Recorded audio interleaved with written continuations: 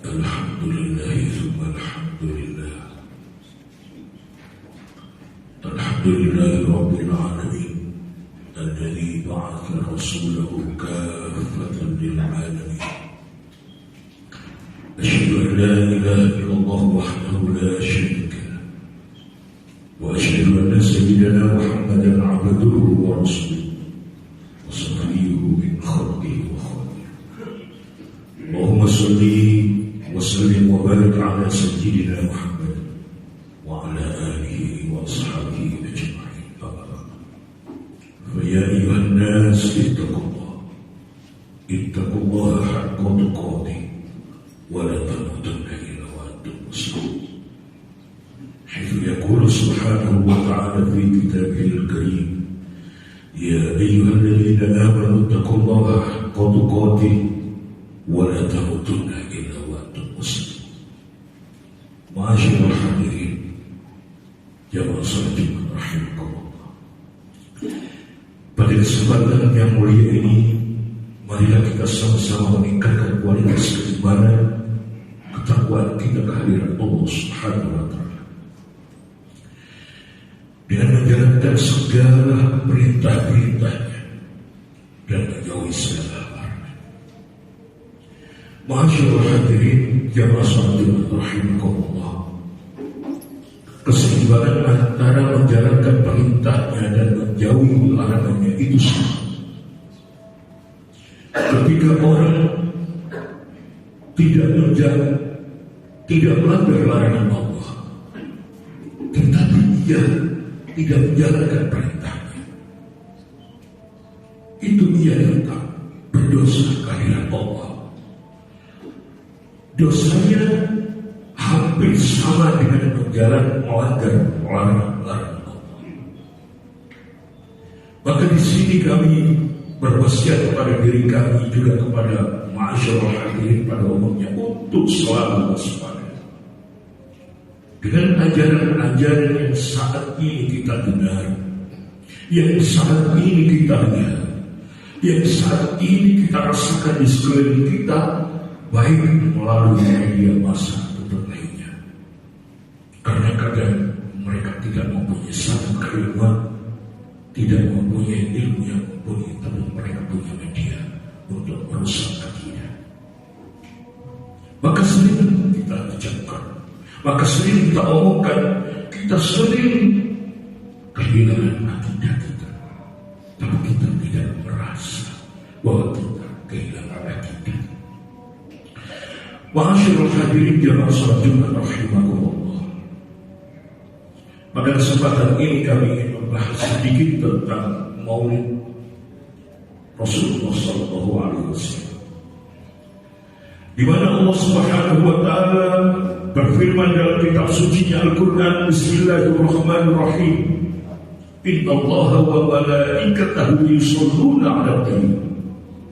Sesungguhnya Allah beserta para malaikat yusholluna 'alan nabi, memberikan rahmat, membaca sholawat kepada Nabi. Lantas Allah berfirman di satu kalimat itu, di satu ayat itu, dengan menyuruh kita, ya ayyuhalladzina amanu, wahai orang-orang yang beriman, shollu, bersolawatlah alaihi wasallimu taslima, dan memberikan keselamatan. Ma'asyiral hadirin jamaah salat Jumat rahimakumullah. Ayat ini sering dipergunakan oleh orang di luar kita, bahwa apa maksudnya Allah bersolawat kepada Nabi dan Allah memberikan keselamatan, dan kita disuruh oleh Allah juga memberikan sholawat dan memberikan keselamatan kepada Nabi. Apakah Nabi itu kurang sholawat? Apakah Nabi kalau kita kirim salam keselamatan Nabi itu tidak sama? Bukan begitu, masyaallah. Apakah yang kita ucapkan untuk baginda Nabi Muhammad SAW merupakan perintah dari Allah Subhanahu wa Ta'ala? Perintah itu ketika kita ucapkan, perintah itu ketika kita lakukan, bukan berarti Nabi itu butuh sholat kita. Tapi sholat itu, keselamatan itu akan dikembalikan kepada kita. Masya Allah. Di dalam satu hadis disebutkan Anas bin Malik radhiyallahu anhu, anna rajulan sa'ala Nabi sallallahu alaihi wasallam. Dari Anas bin Malik radhiyallahu anhu diriwayatkan ada seorang laki-laki bertanya kepada Nabi Muhammad sallallahu alaihi wasallam, "Mata saat ya Rasulullah? Kapan akan terjadi kiamat itu wahai Rasulullah?" Rasulullah sallallahu alaihi wasallam qala, Nabi Muhammad sallallahu alaihi wasallam jawab, "A'talah, apakah engkau telah mempersiapkan untuk menghadapi hari kiamat itu?" Qala, "Ma'adatu laha min kathiri sholatin wala sumin wala sadaqah." Aku tidak mempersiapkan tentang atau akan terjadinya kiamat itu ya Rasulullah dengan cara memperbanyak sholat, memperbanyak puasa, dan memperbanyak sedekah. Aku tidak mempersiapkan itu. Walakinni uhibbullah, tetapi aku mencintai Allah wa Rasulahu, dan aku mencintai Rasulnya. Maka Rasulullah sallallahu alaihi wasallam menjawab, qala anta ma'a man ahbabta. Engkau akan dikumpulkan nanti pada hari kiamat dengan orang-orang yang engkau cinta. Maka ma'asyiral hadirin jamaah salat Jumat rahimakumullah, memperbanyak sholat itu akan selalu mempermudah segala pekerjaan kita. Karena kita mencintai seseorang yang telah dicintai oleh Allah Subhanahu wa Ta'ala, yaitu Rasulullah. Maka kita ketika mencintai Rasulullah SAW, bukan saja kita sekadar membaca salawat kepada beliau, tetapi kita ingat ma'asyiral hadirin apa sifat yang harus kita tahu dan harus kita ikuti dari Rasulullah SAW. Yang sering kita kenal yaitu satu amanah. Amanah yang oleh Allah Subhanahu wa Ta'ala diberikan kepada seluruh alam ini. Semuanya enggan untuk memikul amanah itu, maka dipikul oleh kita manusia. Ketika amanah itu telah diberikan kepada kita, masyarakat ini, apakah akan kita khianati? Maka masyarakat ini beruntung sekali kita menjadi umat Muhammad, kita dikumpulkan. Sebagaimana kita sangat beruntung kita saat ini bekerja di satu instansi yang semua orang tidak bisa bekerja di dalam instansi ini. Maka sangat beruntung ketika ijazah, ketika kuliah kita berbeda-beda, masyaallah hadirin, tapi kita disatukan dalam satu wadah instansi ini. Sebagaimana kita sangat beruntung, masyaallah hadirin, kita dilahirkan lain bapak, lain ibu, lain nasab, tapi kita disatukan dalam satu agama dan satu nabi. Di mana, masyaallah hadirin, pada hari kiamat yaumul mahsyar nanti, semua umat ini meminta syafaat dari para rasul. Rasul-rasul itu tidak bisa dan tidak akan berikan syafaat kepada umat. Maka sangat beruntung, masyaallah hadirin, kita dilahirkan dari ibu yang berbeda dan ayah yang berbeda. Tapi untungnya kita disatukan oleh ad-dinul Islam, disatukan oleh Allah dengan satu agama, dengan Nabi yang sangat mulia, Nabi akhir zaman, Muhammad Rasulullah sallallahu alaihi wasallam. Seluruh umat nanti, masyaallah hadirin, mulai Nabi Adam, mulai Nabi Idris, Nabi Nuh, Musa, Isa, dan lain sebagainya, mereka ingin meminta syafaat kepada beliau. Tapi apa yang mereka lakukan? Apa yang mereka dapat dari para nabi mereka?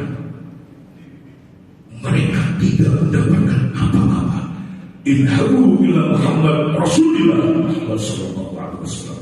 Mereka mengatakan pergilah pada Nabi akhir zaman yaitu Muhammad yang bisa memberikan sebab itu. Masyaallah. Yang masuk juga rahim. Sifat yang perlu kita tahu lagi selain amanah yaitu siddiq, jujur. Maka sifat ini akan sangat diperlukan ketika kita bekerja di satu instansi manapun. Jujur kuncinya. Yang ketiga adalah fatwa. Tidak mungkin satu instansi mempekerjakan orang-orang yang tidak fatwa, alias tidak cerdas dan tidak pintar. Yang ketiga adalah tabligh, menyampaikan keterbukaan, ketransparan, laporan-laporan yang benar-benar valid. Maka banyak sekali masyarakat hadirin, beberapa orang Yahudi yang selalu memusuhi Nabi Muhammad SAW karena salah satu dari 4 sifat Nabi ini, mereka dengan sukarela masuk ke dalam agama Islam. Contoh, setiap hari Rasulullah SAW menyuapi seorang Yahudi yang sudah tua renta. Orang itu tidak disuapi oleh siapa kecuali dengan baginda Rasulullah SAW. Dengan kelakuan beliau yang sangat lemah lembut, tangan beliau yang sangat empuk, orang Yahudi yang buta itu bisa merasakan kasih sayang dari Rasul. Seperti Rasulullah SAW digantikan pekerjaan itu oleh Abu Bakar Siddiq. Maka Yahudi itu pun merasakan kekasaran tangan Abu Bakar Siddiq. Mereka Abu Bakar As-Siddiq tidak seperti tangan Rasulullah SAW. Cara menjawabnya, cara memperlakukan orang Yahudi itu tidak sama dengan Rasul. Maka bertanyalah Yahudi itu, engkau siapa? Kok tidak seperti orang yang kemarin yang biasa menyuapi aku? Abu Bakar As-Siddiq mengatakan, orang yang kemarin sudah meninggal. Siapa orang kemarin itu? Dialah Rasulullah SAW, Muhammad Nabiullah akhir zaman. Dan engkau siapa? Aku penggantinya, Abu Bakar. Sahabat dan masyarakat, orang Yahudi itu mengucapkan 2 kalimat syahadat. Selama ini Rasulullah SAW tidak menunjukkan kekasaran, tidak menunjukkan kelakuan yang arogan, tidak menunjukkan atau tidak mengucapkan kata-kata yang membuat hati orang lain tersinggung dan lain sebagainya. Ingat masyarakat hadirin, satu cerita yang dulu Rasulullah SAW ketika melakukan sholat di Ka'bah, ketika perjalanan berangkat Rasulullah dilempar dengan batu, dengan kotoran. Maka suatu hari Rasulullah SAW tidak mendapatkan lemparan itu. Rasulullah kaget dan terjengah. Kemana orang yang setiap kali melempari aku itu? Maka para sahabat mengatakan, dia sedang sakit ya Rasulullah. Maka Rasulullah SAW memutuskan untuk menyebut orang yang selalu melempari Nabi ketika Nabi dalam perjalanan sholat. Maka orang yang selalu melempari Nabi itu merasakan betapa mulianya hati Rasulullah SAW. Dan di akhir cerita, orang itu pun mengucapkan 2 kalimat syahadat.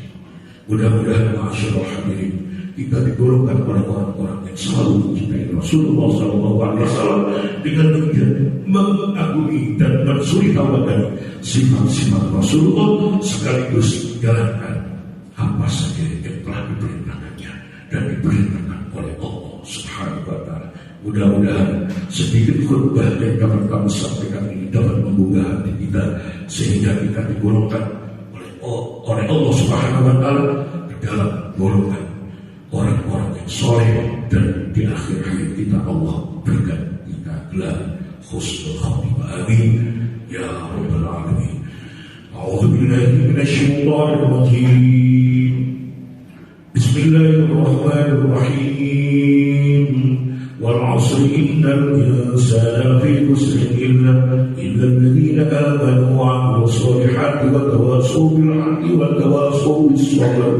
Barakallahu li wa lakum fil Qur'anil 'azim wa nafa'ani wa iyyakum bima fihi min al-ayati wa dhikril hakim. Rabbana ighfir warham wa anta khairur rahimin.